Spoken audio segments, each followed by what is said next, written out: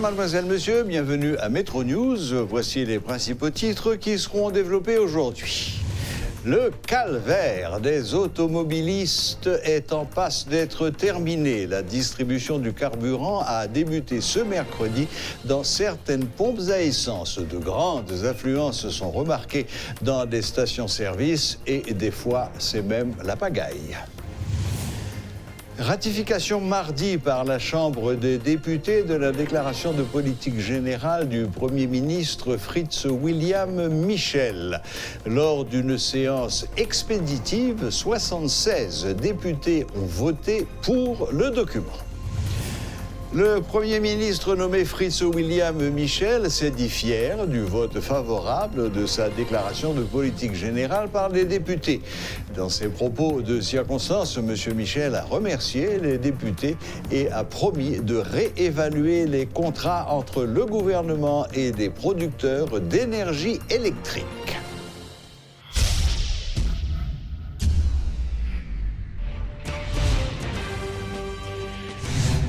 La Chambre des députés a ratifié la déclaration de politique générale du Premier ministre Fritz William Michel lors d'une séance exceptionnellement courte dans la soirée de ce mardi 3 septembre.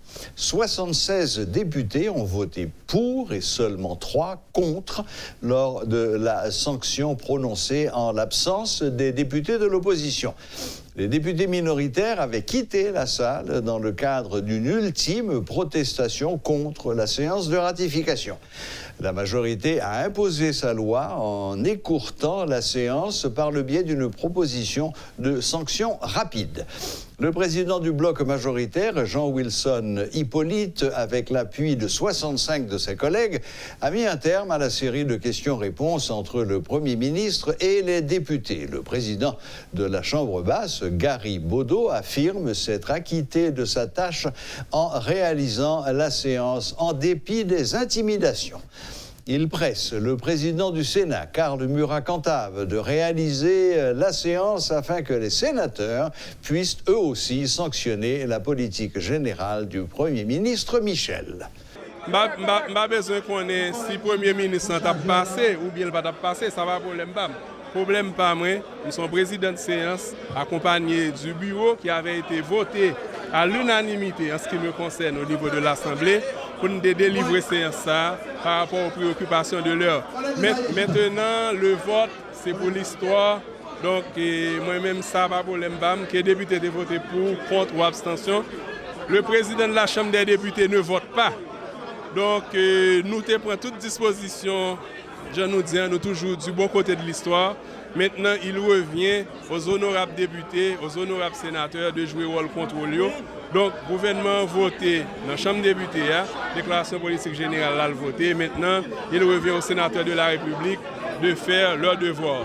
Il faut qu'il y ait des hommes et des femmes courageux dans le pays, leur responsabilité, intimidation, quel que soit ça lié, ou pas responsabilité, ou faire séance. Et c'est ça maintenant des présidents Cantave qui ses amis, nous connaissons est correct. La fait séance. Le sénateur doit jeter le gouvernement, il a jeté. Le sénateur voulait voter le gouvernement, il a voté. Donc c'est ça la démocratie.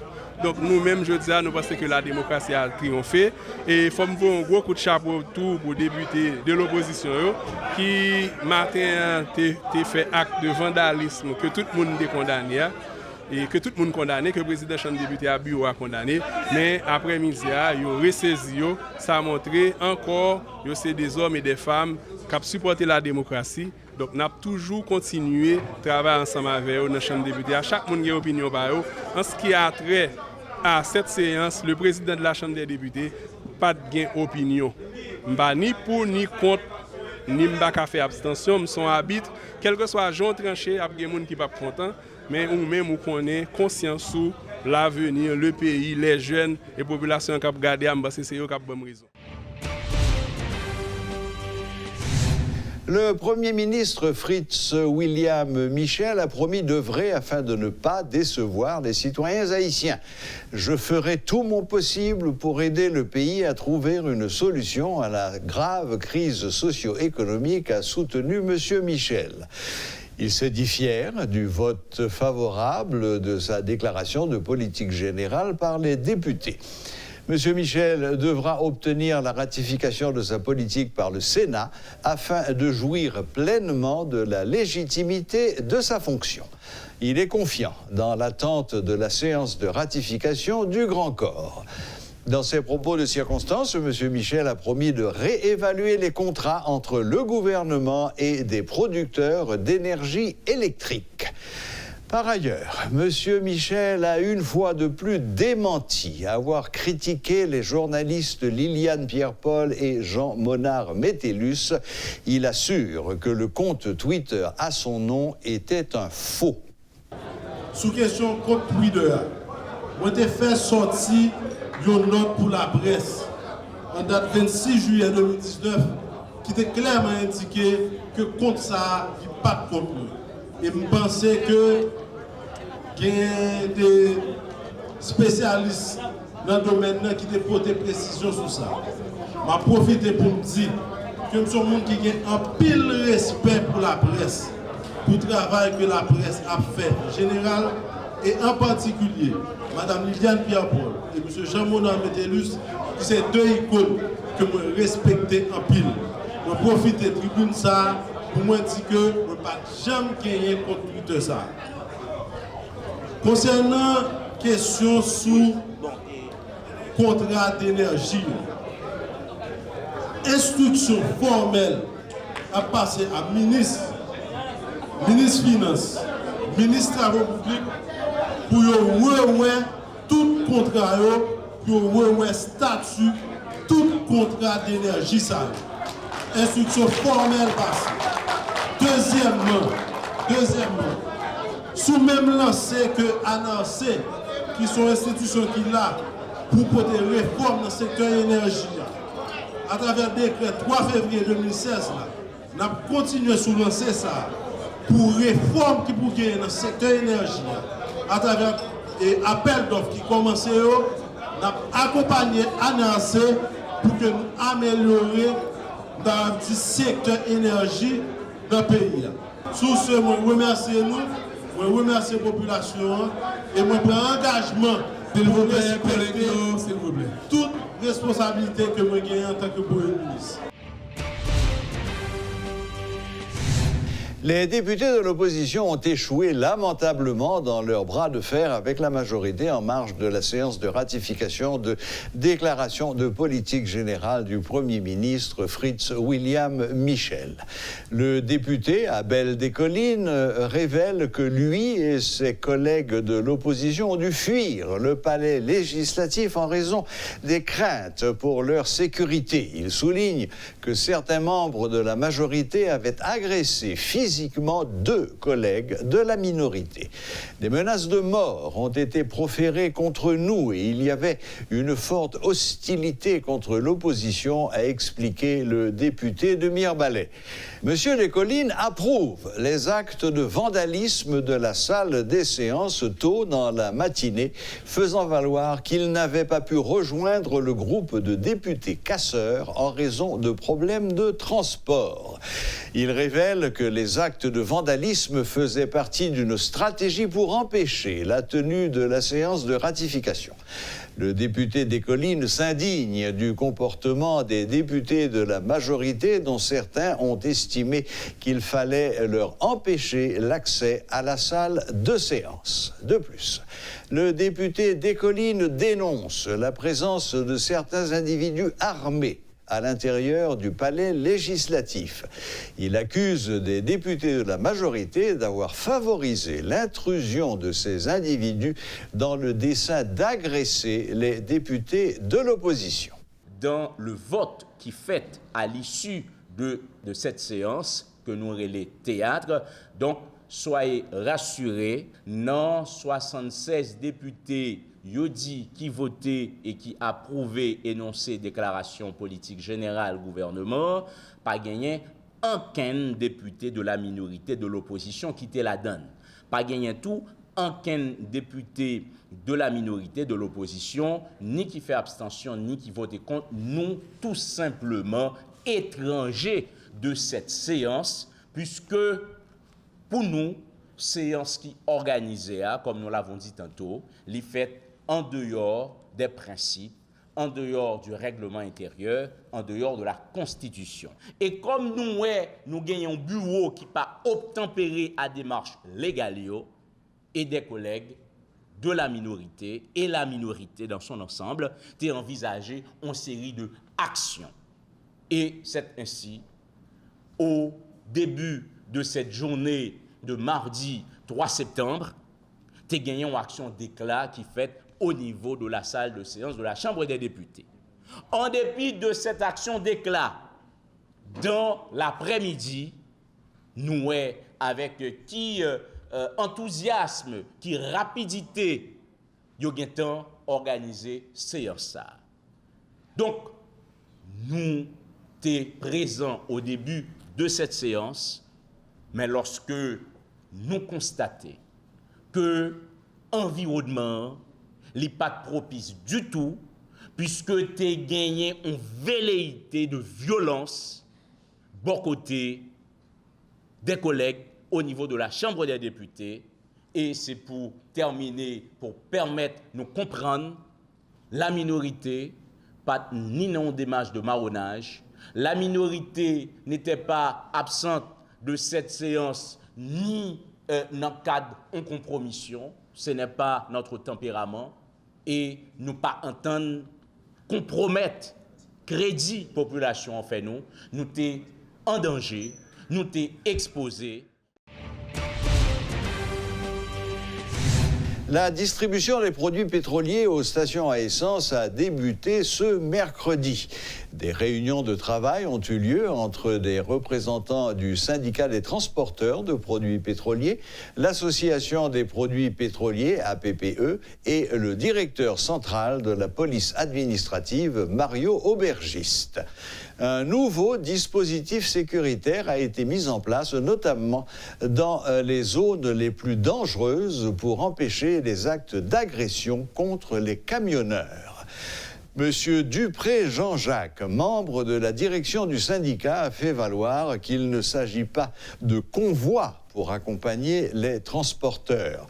Les patrouilles fixes et mobiles seront positionnées dans les axes identifiés afin de sécuriser l'ensemble des utilisateurs. Il souligne que l'arrêt de travail ne s'inscrivait nullement dans une démarche politique, mais dans le souci de protéger la vie des camionneurs. Le carburant devrait être acheminé sur plusieurs régions au cours de cette journée. Monsieur Jean-Jacques prévient qu'en cas d'attentat contre un camionneur, le syndicat déclenchera une vraie grève. La distribution des produits pétroliers permettra au pays d'éviter le pire. Plusieurs hôpitaux, en particulier, avaient annoncé une fermeture imminente. Comment ça se passe au niveau de certaines stations de service ? Rudolf Pierre-Louis, notre collaborateur, vous fait ce compte-rendu. Merci Serge.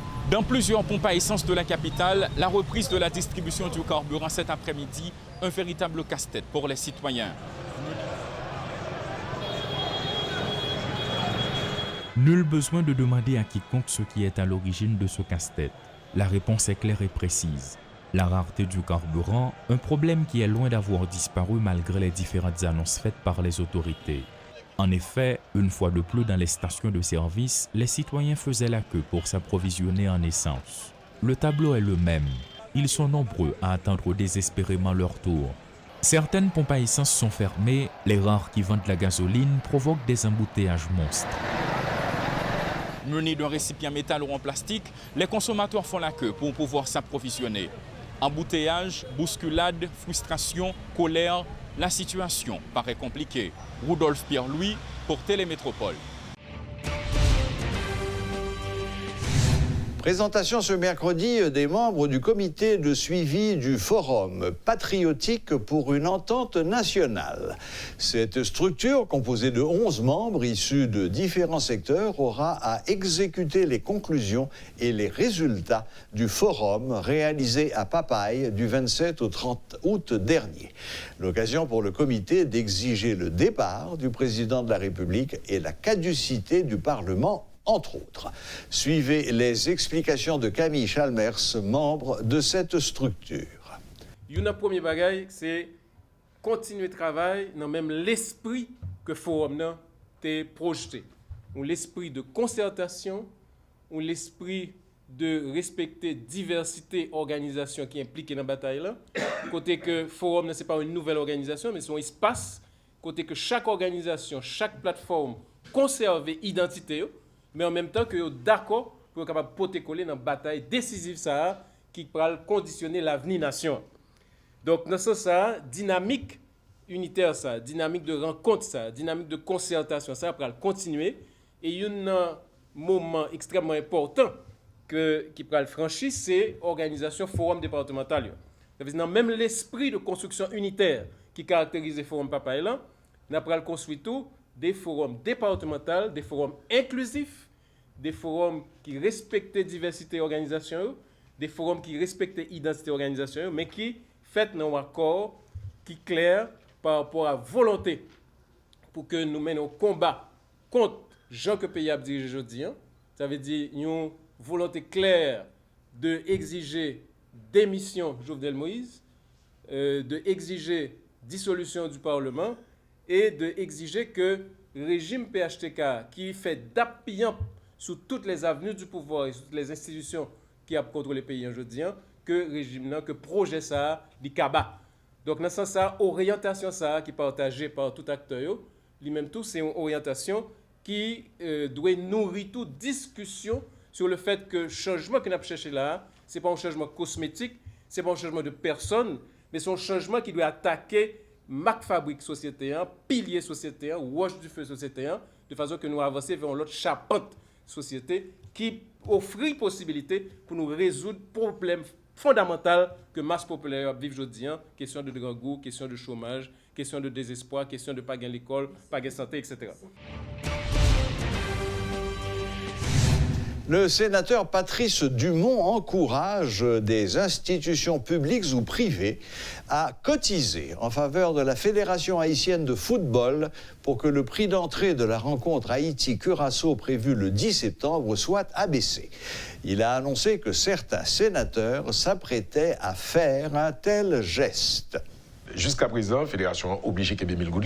C'est 1000 gouttes parce que pour l'entrée dans des postes, etc.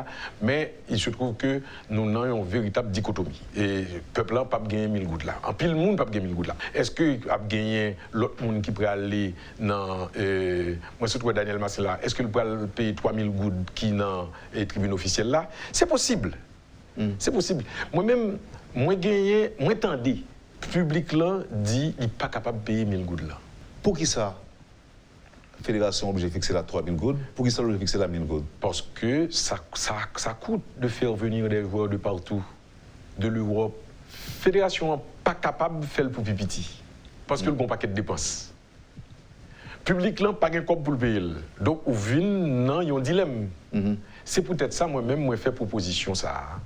Que entreprise, hier, j'étais avec une entreprise qui dit que la meilleure façon de procéder serait d'expliquer aux entreprises, aux hommes et femmes d'affaires, qu'ils sont capables d'acheter billets pour employés. Moi, proposé que sénateur, comme c'est là que je travaille, moi, proposé une cotisation, moi, dit 25 000 gouttes, moi, tout fait chèque permanent. Sénateur Lambert baille 100 000 gouttes plus 500 $ américains. Sénateur Fresnel-Denius baille Pali. Sénateur Beauplan montre un chèque là, il peut remettre moi li. Et sénateur Augustin dit moi la plat, etc. Il y a plusieurs sénateurs qui promettent qu'il a participé normalement pour nous ramasser 1 million de gouttes. Mais il n'est pas semblé que nous avons ramassé. Entre-temps, moi, je renouvelle mon appel auprès du secteur privé que 3, 4, 5, 10 entrepreneurs, chambres de commerce, cotiser, si vous êtes capable de rassembler 4 millions de gouttes, nous sommes capables de remettre la fédération 5 millions de gouttes. Nous, la fédération, nous payons moitié billet, la fédération. Enfin, pas moitié, moitié prix billet. Ou bien, c'est nous baillons dans le quartier populaire autant de cartes que nous sommes capables de payer pour 1000 gouttes là, si nous ne pas arriver à faire exercice 5 millions de gouttes là par la fédération. Lancement ce mercredi du premier concours de batterie intitulé Le Batteur. C'est une initiative qui vise à découvrir de jeunes talents. Jérémy Tillon était présent lors du lancement de ce concours national. Suivez son reportage.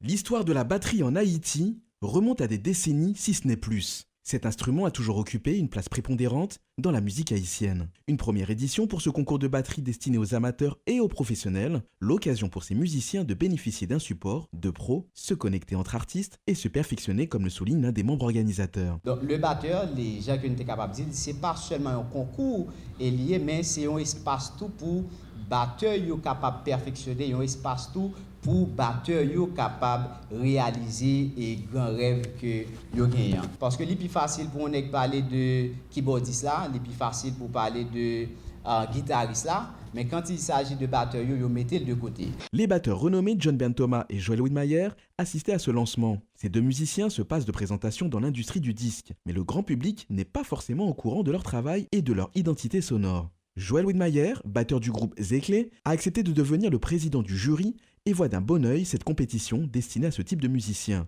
Mais qui dit concours, dit critères. C'est vraiment compliqué. Et critères de base, au départ, c'est sur différents points. Il y a 25, 25, 50.